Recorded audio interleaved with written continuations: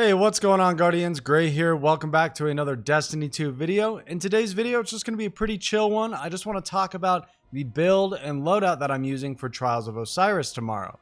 Now, I'm sure we all know Trials has been delayed several times this season due to different bugs and exploits and glitches. Bungie has had to delay the playlist a few times, but it seems like all things are a go for tomorrow and we'll be playing Trials. So I wanted to take some time and talk about my build and everything I'm bringing in there. So if you guys enjoy the video, if you find the information helpful, leave a like below, consider hitting subscribe so you can get more Destiny content from me. But let's dive right into it and talk about the build I'm going to be running. So I'm going to be playing on my Titan. I know a lot of competitive players usually play on Warlock or Hunter, but I've been really feeling the Behemoth subclass from Titans. And I know I titled the video the Anti Stasis build, but there's a reason for that, and we're going to talk about that first and foremost. Recently, I saw a video from Warlock where he did a bunch of resilience testing inside of the current sandbox, and he discovered something pretty peculiar, and it's whenever you get frozen inside of Crucible, you have an option to try and break free. However, when you do break free, you take a ton of damage, and it kind of sucks. I mean, you can break free, but it doesn't really matter. You're probably going to die anyway. That is, unless you're at 8 resilience. For whatever reason, if you're above 8 resilience, you take almost no damage when you break free from stasis. Now, I know that's a very niche thing and not something to focus on too much, but there's the added benefit of the fact that a lot of the current meta weapons, I wouldn't say meta, but like 120 hand cannons and high impact pulse rifles, you can survive more by having higher resilience. If you're at 8 resilience, you can't get one head, 2 bodied by a 120 hand cannon. You can survive a lot more different engagements if you have more resilience. And in the current sandbox, the way the primary metagame is right now, it's really nice to be able to give yourself a little breathing room with your resilience. So when I built my Titan, I really focused on trying to get my resilience to at least 8. It was really important to make this entire build work.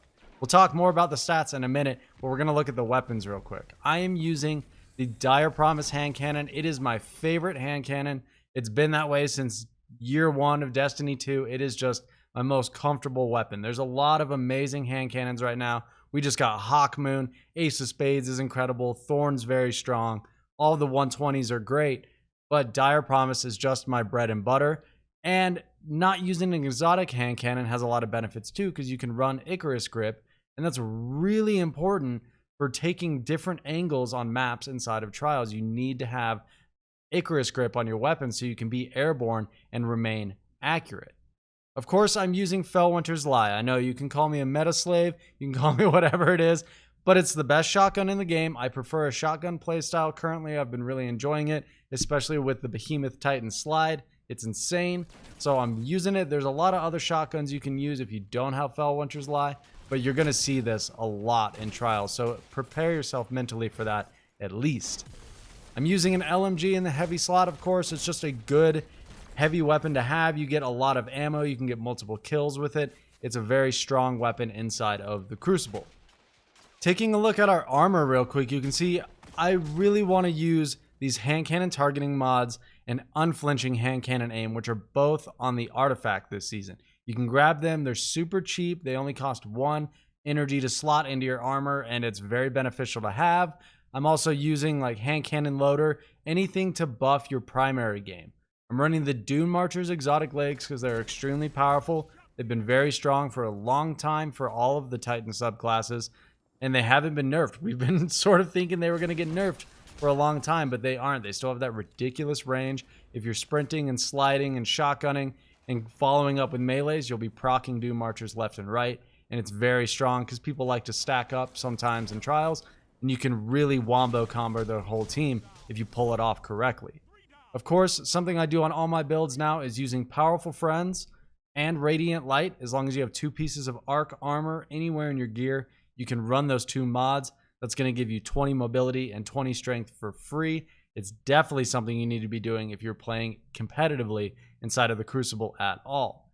You can see my stat spread isn't too insane. I wish so badly I could get to 100 recovery. I'm at 97 and it hurts. If I get some better rolls on stuff, maybe I'll be able to squeeze it out a little bit. But honestly, the 8 resilience was more important to me than having 100 recovery. I'm even using a resilience mod to get there instead of being at 100 recovery, just because stasis is going to be everywhere inside of Trials. We all know it is, so it's better to try and prepare for that as best we can.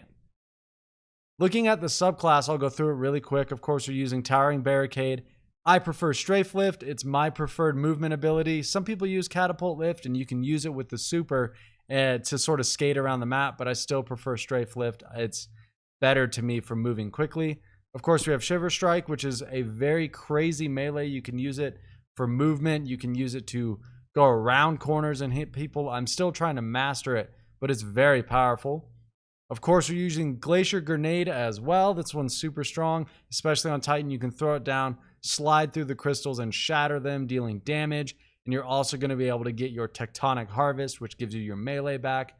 So you really want to use Glacier Grenade on Titan because it just synergizes with all of the other aspects really well on Behemoth. I'm using Whisper of Durance to give me plus 10 strength, Whisper of Fissures to increase the burst of those ice crystals when we shatter them, and Whisper of Shards, whenever we shatter a stasis crystal, it gives us our grenade back, or at least it gives us a lot of grenade energy. Also gives us plus 10 resilience, so that's really important to keep in mind as well if you're really trying to push that resilience as far as you can. But that's about it, guys. I can't really think of anything else to talk about on this build. I just have some casual Rumble gameplay going in the background while I went over this. But I just wanted to give a rundown of the build I'm going to be taking into Trials tomorrow, and we'll see how it shakes out. We have yet to see how Stasis performs inside of Trials of Osiris, so who knows how it's all going to play out. I just sort of went into it with the mindset that I need to be prepared for it. So that's what I went for with this build. So I hope you guys found the information helpful. Let me know what builds you guys are going to be running. I'm sure there's going to be lots of bakris hunters in there, a lot of warlocks. We know that entire subclass is insane. So it'll be a lot of fun to dive in and finally get to play Trials in Beyond Light. Thank you guys for stopping by. I hope you enjoyed the video. Good luck in Trials if you're running it this weekend. Take care.